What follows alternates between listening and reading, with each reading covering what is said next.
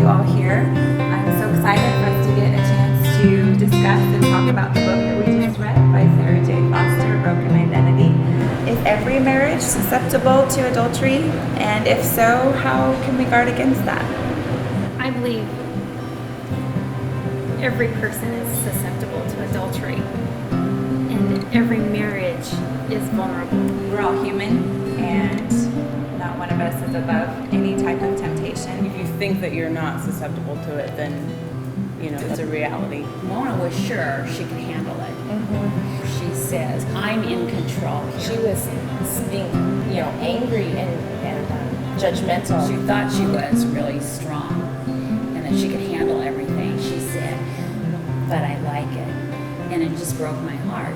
Initially, she wasn't insecure. I thought she was pretty, or at least she, on the outside, seemed like she was a very secure person. As she went on, she started to feel more insecure and more unworthy. She's got somebody who's coming alongside her and dressing her cuter. She's losing some weight. She's gaining confidence. And then somebody comes in and gives her attention.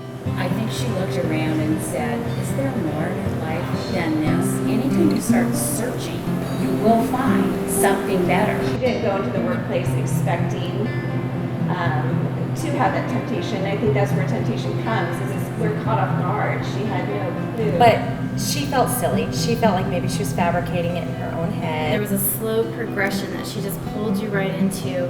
And as a reader, you can feel the pull and you wanted to stop it. Man, she just grabbed me right away and my heart was broken right from the very, start. And it was like, oh my gosh, I have to read chapter 2 and keep going. Part 1 was Mona. We weren't expecting a part 2 in it to be in Brian's perspective. I just thought it was really interesting how he went from one perspective to the other, and I thought she did a really good job of making you kind of feel those emotions. I would buy every young couple thinking about getting married a copy of it to read. I think if you have been through an experience like Mona, there's redemption, there's healing, there's restoration. And if you have not experienced something like this, I think it opens your eyes to realize,